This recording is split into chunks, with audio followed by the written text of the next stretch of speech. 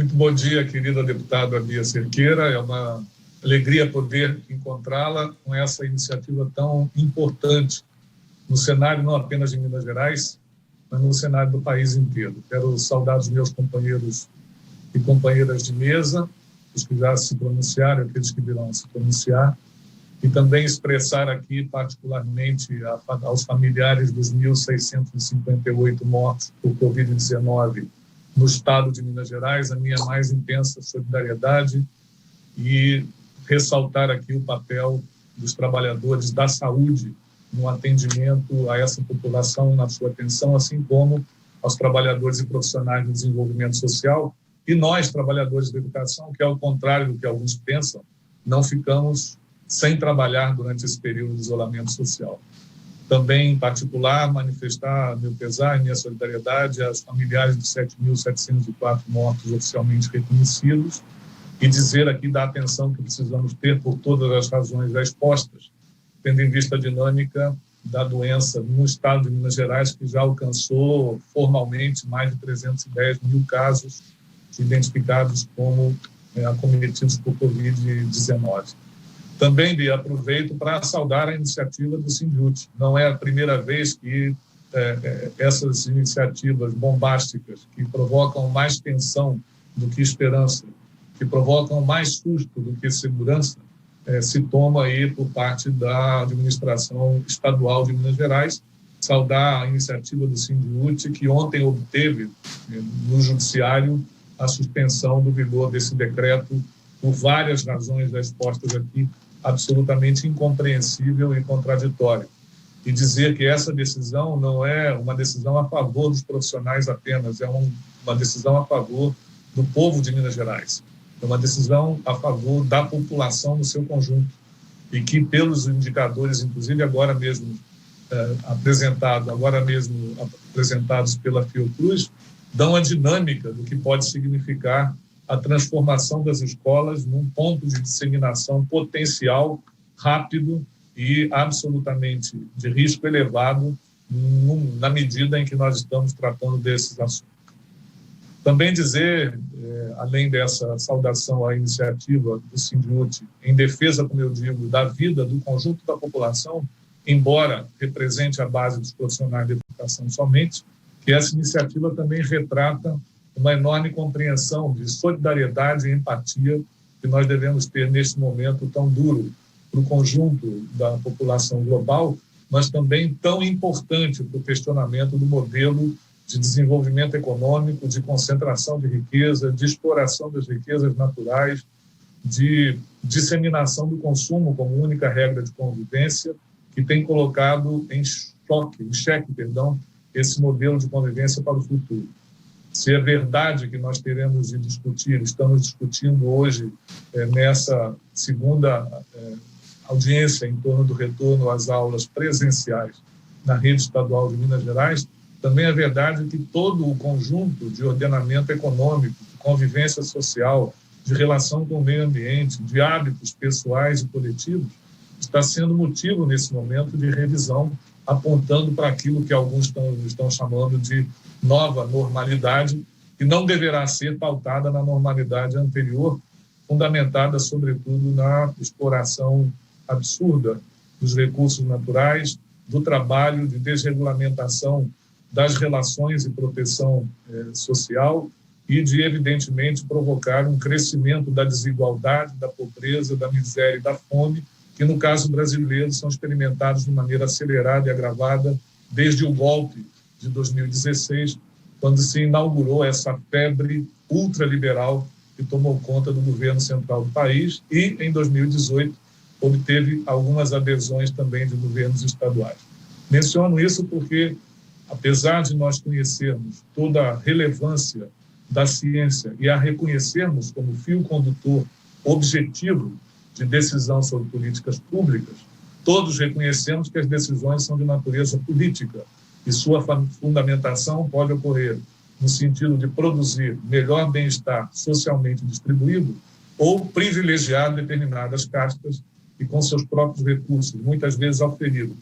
de uma política tributária e fiscal que privilegia o capital e desprivilegia e castiga o salário dos trabalhadores, evidentemente leva a efeitos distintos, ambos baseados em dados científicos, tanto na intencionalidade de dar atenção e proteção à saúde, à defesa do direito à vida e de promoção de menor desigualdade, como no sentido contrário, de arriscar a vida dos mais empobrecidos, de aumentar a concentração de riqueza e de assegurar privilégios em lugar de direitos. Evidentemente, essa segunda opção é frontalmente contrária aos princípios de convivência pactuados em 1988 na Constituição da República Federativa do Brasil. Nós vamos, então, ao tema de hoje, ao tema particularmente apontado no contexto de uma decisão sobre retorno ou não às aulas. Se nós estamos falando de decisão de retorno, é porque em algum momento houve a decisão de não ter aulas. E essa decisão, compreendida, inclusive, com os atrasos e significações que já foram apontadas pelos dois oradores anteriores, no caso do Brasil, tomada no final do mês de março, foi tomada de uma medida unilateral, emergencial e compreendida, inclusive, como sendo necessária, ainda que tenha nuances de atraso ou não na sua implementação. Mas foi uma medida absolutamente necessária, urgente e unilateral. Entretanto, de lá para cá já são transcorridos 6 meses. E a pergunta que se faz é, nesse percurso dos 6 meses, quais foram os instrumentos de diálogo social absolutamente indispensáveis para a travessia deste apontamento da necessidade de isolamento e distanciamento social trazidos em função do alastramento e disseminação do vírus. No caso brasileiro, inclusive, já conhecidas revelações de que se tinha informações desde dezembro, janeiro deste ano relativos a esses eventos, informações de confiança e de inteligência que não foram levadas a sério na medida que deveriam pelo governo central. Entretanto, se naquele momento essa decisão poderia ser compreendida como unilateral, vertical, imediata, instantânea, promovida no sobressalto, nesses últimos 6 meses, esse sobressalto deveria ter sido já disseminado no estabelecimento de políticas de diálogo social com todos os setores envolvidos. No caso da educação agora, sob maior pressão, nós vamos nos lembrar que a pressão não começou agora, já no mês de abril, aí em Minas Gerais, no mês de junho e julho, essas tensões estavam evidentes, inclusive com decretos anteriores também provocando a necessidade de ação judicial para sua interdição, em lugar de organização de um diálogo social que fosse profícuo, informativo, que assegurasse às famílias, aos profissionais das diversas áreas, uma relação de confiança e de segurança, e ao mesmo tempo que pudesse apontar não mais o sobressalto como solução, mas a construção de alternativas que pudessem estar no âmbito do planejamento e da sua execução, respeitando as distintas dinâmicas, não apenas da própria doença, mas das comunidades escolares, dos territórios municipais e dos territórios e distritos sanitários, como foi apontado agora pela apresentação da Fiocruz. Algumas evidências são dadas nesse percurso, todas as tensões provocadas por manter vínculos.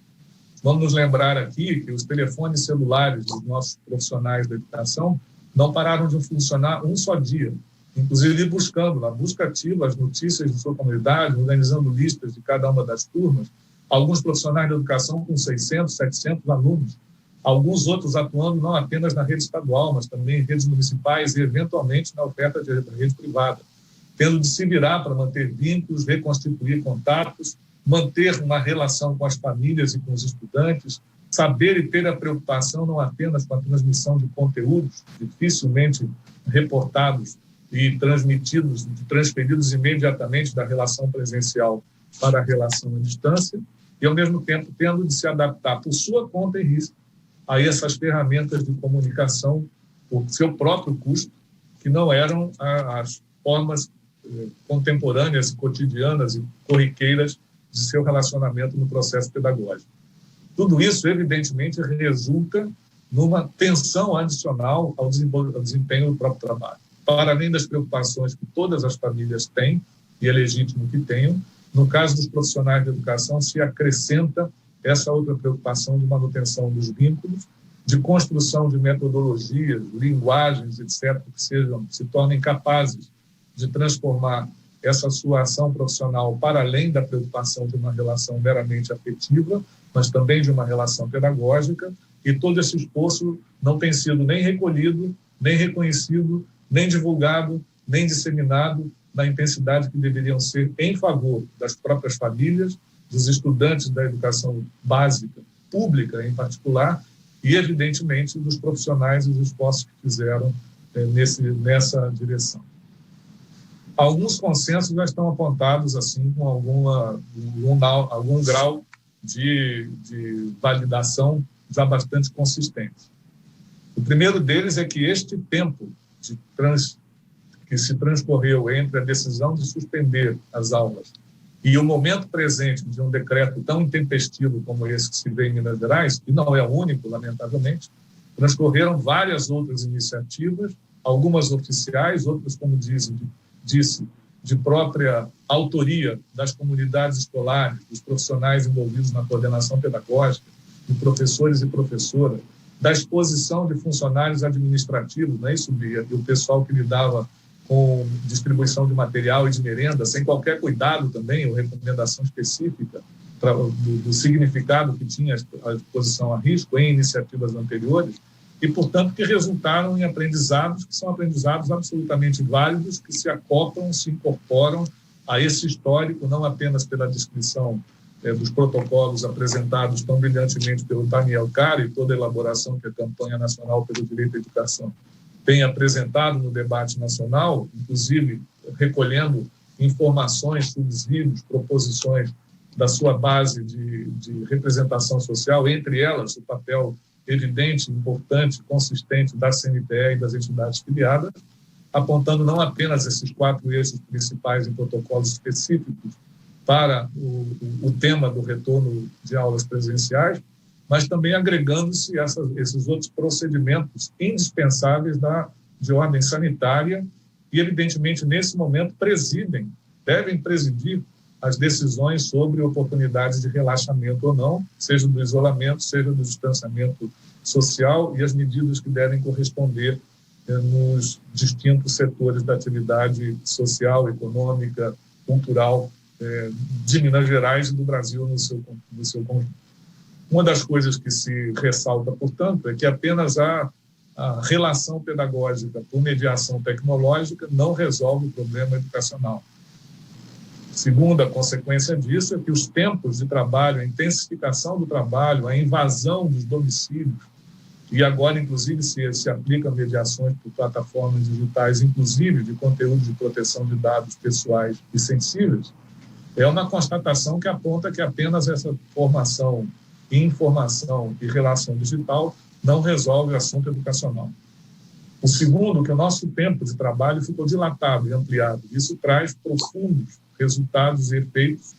em várias órbitas, não apenas no exercício do trabalho pedagógico estrito sensu, mas também de dramas psíquicos, emocionais, que evidentemente provocam mais estresse e mais tensão, não apenas nas relações profissionais, mas também pessoais e familiares, tanto dos profissionais de educação, quanto dos estudantes e de seus familiares. Evidentemente, há que ampliar, nesse sentido, todas as ações de apoio social, tendo em vista que o isolamento social, a suspensão de atividades econômicas, embora não tenham criado as inúmeras e intensas desigualdades brasileiras, as revelaram com a crueza que elas já tinham, mas as ampliaram de maneira multidimensional nas diversas regiões do país. Não é por acaso que o aumento da pobreza e o retorno ao mapa da fome estão intensamente associados ao período de aplicação das reformas ultraliberais, é verdade, mas intensamente agravados com a situação imposta pelo enfrentamento à pandemia. Portanto, essa rede de apoio social que está absolutamente fragilizada, nesse momento se encontra,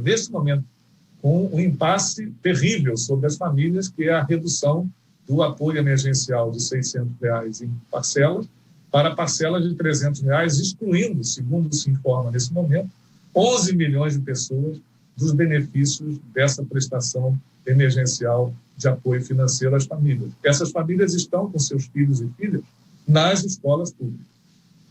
E, evidentemente, daí decorre também uma situação que amplia, por um lado, as dificuldades de ordem sanitária, nutricional, de expectativa de disposição emocional, afetiva dessas famílias e dos seus estudantes, como também a gente já vê a volta da exploração da informalidade do trabalho, da exploração do trabalho infantil, da violência doméstica e de vizinhança, que evidentemente são sinais não apenas da ausência da escola, mas são sinais efetivamente da violência desse modelo de convivência social e de relação econômica com o qual nós estamos vivendo os tempos de intenso agravamento. Portanto, um zelo com a saúde mental das famílias e com a saúde mental dos profissionais da educação deveria ser uma das articulações mais fundamentais, pretéritas, pré-requisitos de qualquer iniciativa de retorno às aulas que fosse responsável e absolutamente atinente a essa dinâmica da relação humana, que é a base da relação pedagógica. Atuar sobre a exaustão, portanto, herdada desse período, é um dos pré-requisitos fundamentais para marcar isso que está sendo chamado de retorno às aulas. E talvez em muitas comunidades, de março para cá, não tenha nem existido efetivamente, em algumas delas, aulas no período das 2 ou 3 semanas de março que precederam o isolamento social. Esse cenário aponta para o futuro nas experiências internacionais, já foram apontadas algumas aqui, o exemplo de Israel foi o mais remoto, o mais longínquo, mas agora nós estamos vivendo a retomada na Europa, particularmente Inglaterra, Itália e Espanha, em período de inauguração do período letivo, do ano letivo, que lá no Hemisfério Norte começa agora, com problemas gravíssimos representados por essa nova dinâmica, mesmo tendo adotado providências de reestruturação física, de contratação de mais pessoal, de redistribuição das turmas em períodos alternados, com um transporte público muito mais eficiente do que nós temos aqui, com desigualdades sociais muito menos intensas, embora existam, com procedimentos de escolaridade das famílias e procedimentos de formação dos professores, que durante o período de férias tiveram oportunidade, desde o encerramento em maio, junho do ano letivo anterior, oportunidades de avanço, e que se encontram com intensas desigualdades nesse momento, inclusive com decisões de eventuais suspensão de aulas dentro daquele mapa territorial apontado na dinâmica da doença que recentemente foi retratado aqui pelo Diego. Evidentemente que isso retrata e reporta também uma maciça dinâmica de diagnóstico da operação da rede física de oferta escolar. Eu estou falando de rede física, indistintamente de nós estarmos nos pronunciando sobre oferta pública ou privada, estadual, municipal ou federal. Aliás, essa questão da relação entre Estado e sua rede, município e sua rede, oferta privada e sua rede, não pode presidir os decretos de retorno, em função de que, como bem apontado aqui, a dinâmica territorial da doença não é comandada por quem administra uma rede. E, portanto, as decisões que apontam o retorno de atividades presenciais dizem respeito ao território e se estendem ao conjunto das redes, seja na educação básica, seja na educação superior. E, por essa razão, não é apenas contraditório, é irresponsável, inclusive, que as autoridades estaduais e municipais, em cada uma das regiões, que podem ser, por exemplo, regiões administrativas ou de administração sanitária, como exemplificada na exposição anterior, deveriam colocar-se de acordo no sentido de tomar as providências, por várias razões. A primeira delas, pela própria dinâmica da doença. A segunda, em razão da operacionalidade. Afinal de contas, uma mesma família pode ter membros de suas famílias, filhos, crianças, jovens, adolescentes, que estão em escolas estaduais e municipais dentro de uma mesma família, ou que algum deles esteja numa escola privada e outro deles esteja em escola pública, dentro de uma mesma família. E que, evidentemente, isso impacta a dinâmica da família, e o fato de ter uma decisão sobre escolas estaduais que não alcancem escolas municipais ou escolas privadas também impactam a dinâmica sanitária e essa retaguarda de suporte de saúde a que fez referência aqui o Diogo. Portanto, é absolutamente incompreensível que um decreto de um governo do Estado, que tem a tarefa institucional e legal de comandar o sistema estadual de educação e articular-se por obrigação constitucional com os municípios na tarefa de organizar a oferta escolar pública e privada, não se atenha a essa elevadíssima responsabilidade. E quero aqui novamente, Bia, saudar a Assembleia Legislativa e esta comissão em particular, sob sua presidência, por ter tomado a iniciativa de um debate que alcance além da administração de uma rede específica, que é a rede estadual de Minas Gerais. Portanto, não pode ser a dependência administrativa, estadual, municipal ou federal, que defina. Vamos nos lembrar que aí mesmo em Barbacena teve aquele fenômeno gravíssimo de uma escola militar que teve praticamente 1/3 dos estudantes confinados dentro do alojamento acometidos e contaminados pela doença.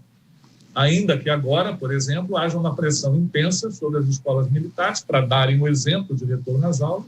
e com iniciativas locais em várias capitais da mesma natureza que é empreendida pelo Sindiúti aí no estado de Minas Gerais, determinando novamente a suspensão dessas atividades.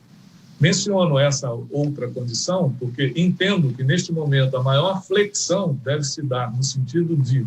garantia de uma administração do direito à educação correta no domínio da territorialidade, necessariamente envolvendo as autoridades de saúde, desenvolvimento social e educação num único bloco coordenado, que apontem as condições objetivas desses protocolos e constituam comissões municipais, locais ou regionais, no sentido de decidirem esses protocolos, estabelecerem as maneiras do seu acompanhamento e monitoramento, os processos de atenção à fiscalização e monitoramento do cumprimento dessas iniciativas, a formação específica de pais e mães dos familiares sobre os procedimentos que demandam esse cuidado num espaço de convivência obrigatório, diário, por 3 a 4, ou 5, ou 6, ou 7 horas diárias de convivência, de relação, de toque, porque vamos nos lembrar que escola é um lugar de encontro. As crianças, jovens e adolescentes têm necessidade do toque, têm necessidade de atenção ao olhar, às expressões faciais, demandam agora, nesse encontro, toda uma emocionalidade repreendida durante o período de isolamento, que agora tem que ter e encontrar vazão adequada.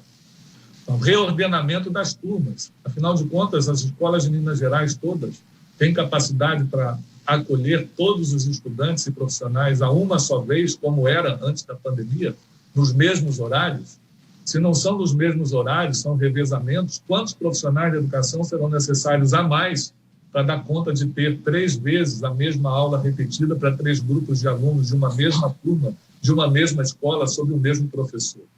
Se isso vai conviver com estratégias híbridas, quem está financiando o acesso à internet aos estudantes que têm direito à educação gratuita?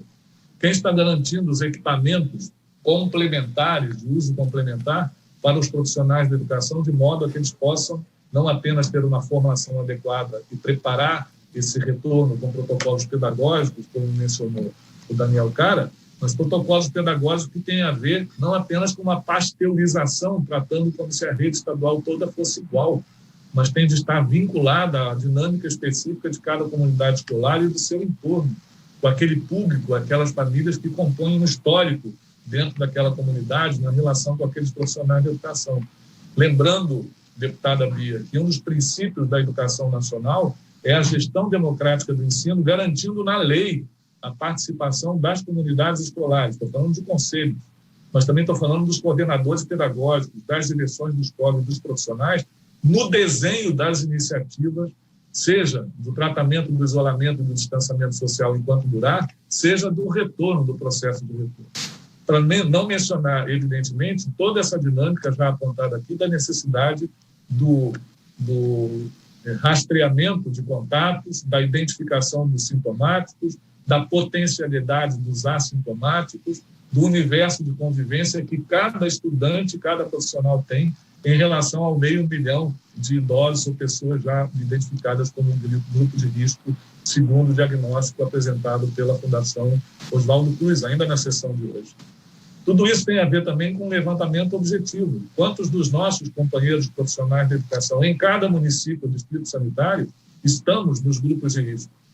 Precisamos, portanto, ter o afastamento social ainda como uma dinâmica necessária para a proteção individual e para a proteção coletiva. A nossa preocupação também é com a proteção coletiva. O que se fará nesse intervalo, na hipótese de eventual retorno às aulas presenciais, em que esses profissionais de educação não possam estar presentes? Como eles atuarão? De que maneira, em cada uma das escolas, essa solução é dada? As escolas não são todas iguais, as comunidades não são todas iguais. Como fazer, por exemplo, com escolas de comunidades indígenas, eventualmente, de comunidades rurais, onde o centro de convivência principal, às vezes único, ofertado pelo poder público, são exatamente esses lugares chamados de escolas.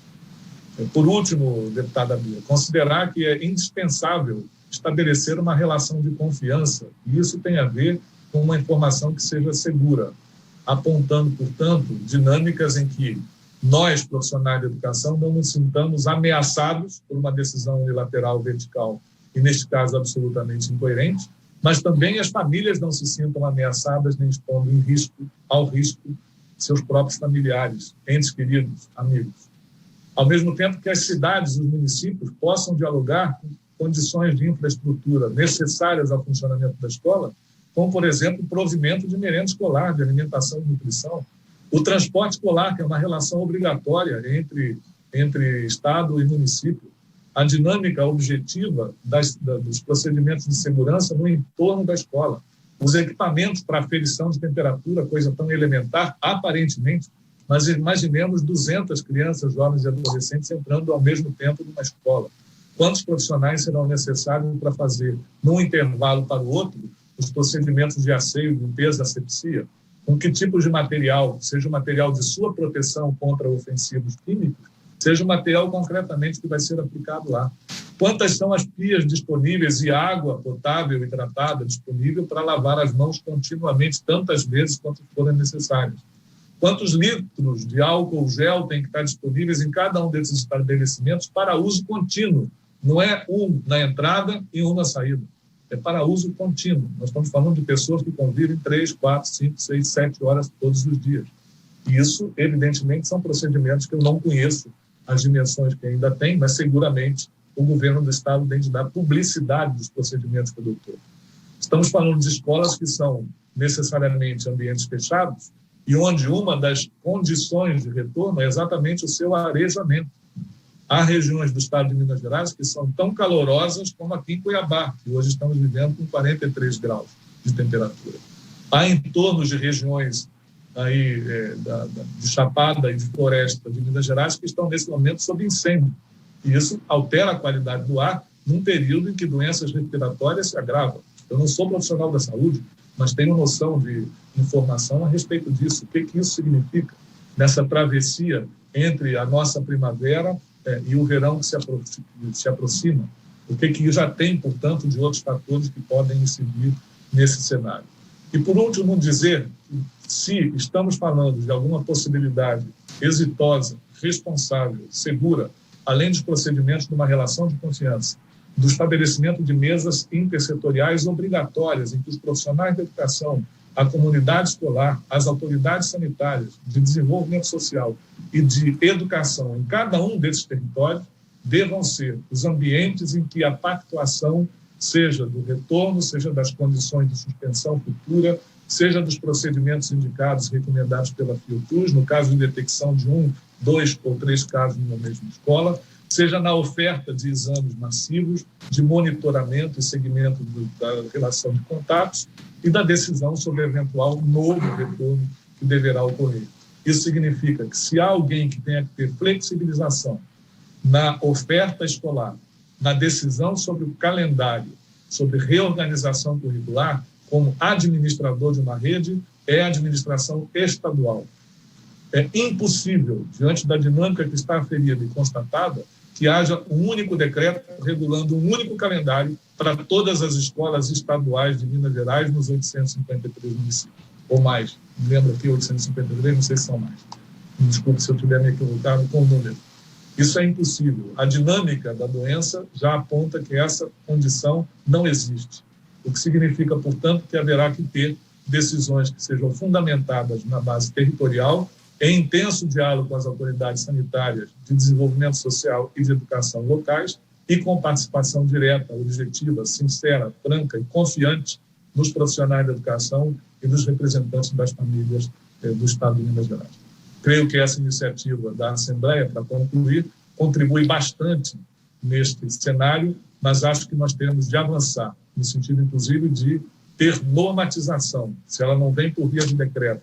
por iniciativa de legislação, na conformação dessas instâncias decisórias sobre procedimentos de retorno às aulas presenciais, que, como disse, incorporem pelo menos as autoridades desses 3 níveis e definam a base territorial, no mínimo, no âmbito dos distritos sanitários apontados aqui no mapa pela Fiocruz. Muito obrigado, eu permaneço atento àquilo que eu puder contribuir, reiterando aqui minha absoluta confiança no esforço dos profissionais da educação